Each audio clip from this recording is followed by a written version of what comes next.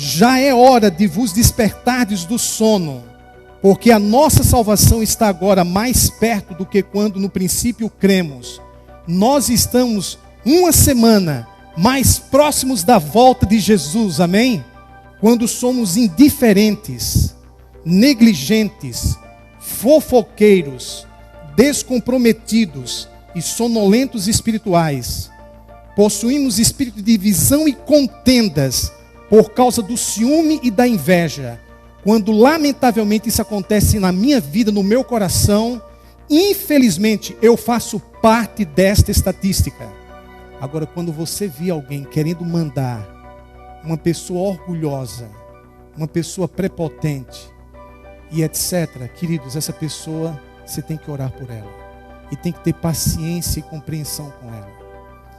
Sabe, Abirão, juntamente com Datã, Corá e On, queriam mandar.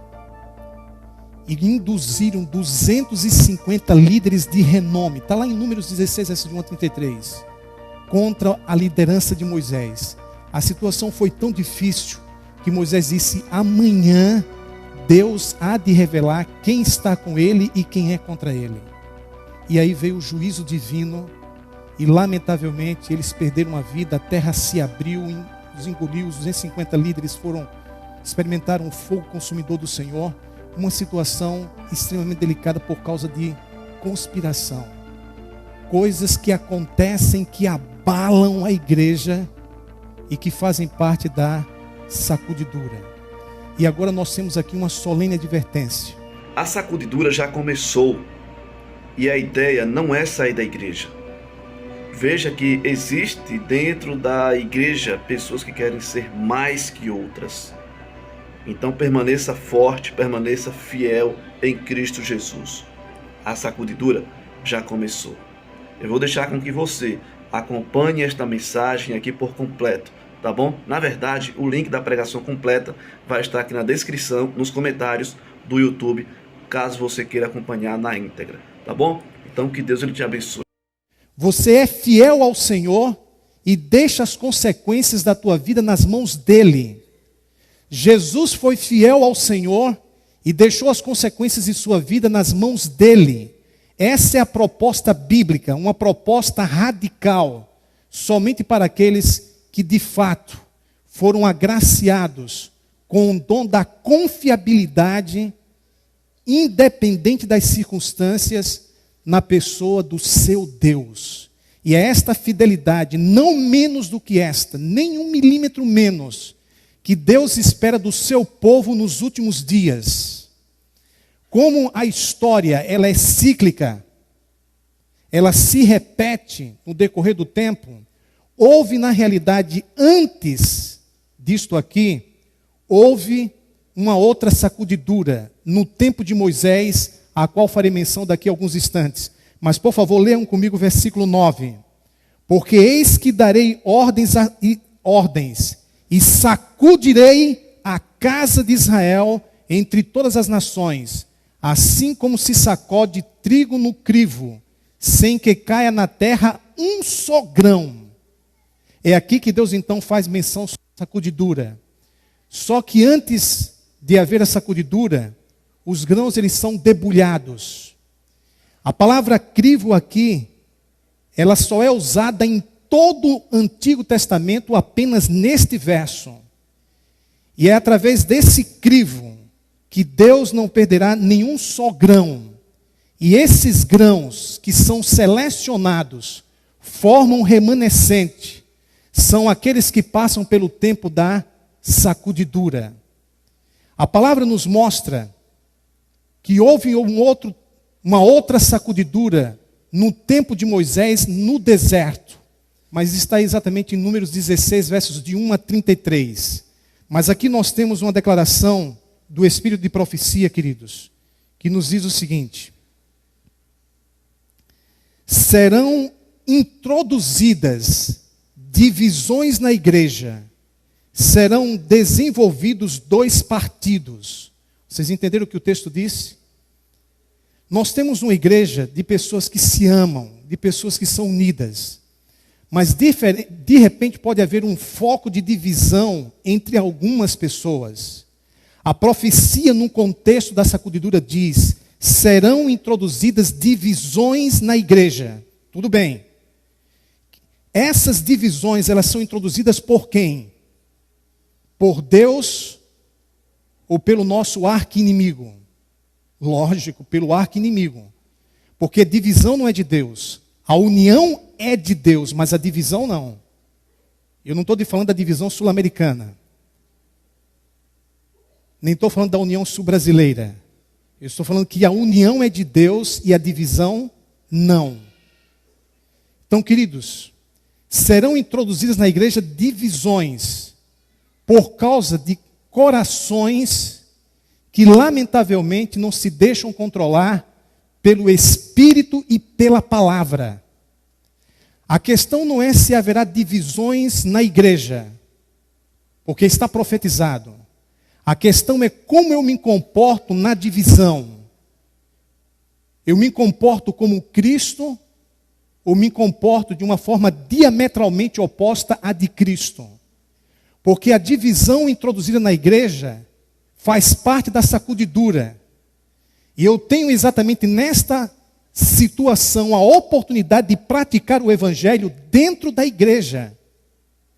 E às vezes é possível que tenhamos dificuldades, porque o ego é maior do que a fé e do que o amor, dificuldades de perdoar aqueles que me ofendem, dificuldades de querer o bem àquele que infelizmente não está bem na sua vida espiritual e quer me prejudicar. Queridos, por favor, entendamos que tudo faz parte de provações, e a nossa fé está sendo provada muitas vezes dentro da igreja, dentro de casa e não no mundo. Pode acontecer em algumas circunstâncias de você ser melhor tratado no mundo do que dentro da igreja. Pode acontecer, vamos ser realistas. Pode acontecer ou não? Pode acontecer. Se isso acontece, saiba que está havendo uma sacudidura. E aí você pensa em deixar a igreja, isso vai resolver ou agravar o problema? Aí você pensa em não vir à igreja, isso vai agravar ou resolver o problema? Queridos, aí é que você tem que vir à igreja. Aí é que você tem que praticar o evangelho. Aí é que você tem que ser forte no Senhor. Quando está tudo bem, não está havendo sacudidura, você está firme. Quando as coisas são abaladas, você cai fora. Senhor, ajude-me a ser fiel a toda a prova. Isso aqui é espiritualidade bíblica, queridos. O fato é que a palavra nos mostra que na ocasião do texto que eu fiz menção a vocês, de Números 16, versos de 1 a 33, vocês vão encontrar lá dois irmãos chamados Abirão e Datã. Por favor, não coloque no seu filho o nome de Abirão e Datã, porque pense dois nomes feios. Juntamente com On e Corá, principalmente Corá, esses homens levantaram uma conspiração contra a liderança da igreja, contra Moisés e Arão. Queridos, conspirações fazem parte da sacudidura. E eles levantaram uma conspiração contra Moisés e Arão, objetivando tirá-los da liderança do povo de Israel e eles assumirem a liderança. Um dos piores problemas é quando você tem dentro da igreja pessoas que não querem servir, querem mandar. Queridos, Jesus nos ensinou em liderança que devemos ser servos. Por isso Jesus disse, olha, aquele que quer ser o maior, seja o quê? O menor. Aquele que quer liderar, seja o primeiro a servir ao próximo. Como é emocionante quando você se depara diante de pessoas que têm o espírito de servir. Elas não estão interessadas em posição. Elas não estão interessadas em status. Elas não estão interessadas em aparecer. elas estão interessadas em ser em Cristo. Elas estão interessadas em servir. Têm um espírito de servidão, são pessoas humildes. Apesar de terem determinadas funções no mundo, mas elas chegam aqui para nos servir. Aí tem o espírito de Cristo. Agora, quando você vê alguém querendo mandar, uma pessoa orgulhosa, uma pessoa prepotente, e etc., queridos, essa pessoa, você tem que orar por ela. E tem que ter paciência e compreensão com ela. Sabe, Abirão, juntamente com Datã, Corá e On, queriam mandar. E induziram 250 líderes de renome. Está lá em Números 16, verso de 1 a 33. Contra a liderança de Moisés. A situação foi tão difícil que Moisés disse: amanhã Deus há de revelar quem está com ele e quem é contra ele. E aí veio o juízo divino e lamentavelmente eles perderam a vida, a terra se abriu, os engoliu, os 250 líderes experimentaram o fogo consumidor do Senhor. Uma situação extremamente delicada por causa de conspiração. Coisas que acontecem, que abalam a igreja e que fazem parte da sacudidura. E agora nós temos aqui uma solene advertência. Deus está agora peneirando o seu povo, provocando seus propósitos e motivos. Muitos não serão mais do que palha, nem trigo, nenhum valor neles. E aqui ela diz o seguinte: ela diz que nenhum entre 20 estão preparados, dos adventistas do sétimo dia, estão preparados para a segunda vinda de Cristo. Nenhum dentre 20, inclusive o pastor. Essa declaração foi feita exatamente em 1893. É uma solene declaração que faço à igreja, de que nenhum entre 20 dos nomes que se acham registrados nos livros da igreja está preparado para finalizar sua história terrestre e achar-se-ia tão verdadeiramente sem Deus e sem esperança no mundo como pecador comum. O que é que você me diz disso? Difícil de ouvir essa palavra? Mas o que é que nós chegamos à conclusão? Que nesta época, em 1883, menos de 5% da igreja estava preparada para a segunda vinda de Cristo. E como será no caso hoje? Que verdades nós temos aqui? Por que isso aconteceu? Porque nenhum entre 20 estava preparado para a volta de Cristo. Eu vou dar aqui alguns motivos para que vocês entendam. E que vocês não façam parte dessa estatística. Naquela ocasião, em 1883, primeira coisa, queridos, não priorizavam a pessoa de Cristo em sua vida. Mateus 6,33 diz assim: colocar em primeiro lugar o reino de Deus. E a personificação do reino de Deus é Jesus. E todas as outras coisas lhes serão acrescentadas. Nós somos diariamente tentados a não colocar Jesus em primeiro lugar, a começar pelo tempo. A não buscarmos a Deus logo na primeira hora do dia. A não priorizarmos as coisas espirituais e sim as materiais. Então, quando você não prioriza Jesus em sua vida, você corre o risco, sim, de fazer parte dessa estatística. Segundo, quando você serve a si mesmo e ao mundo e não a Deus. Quando você vê Deus como um meio para alcançar um fim e não um fim em si mesmo.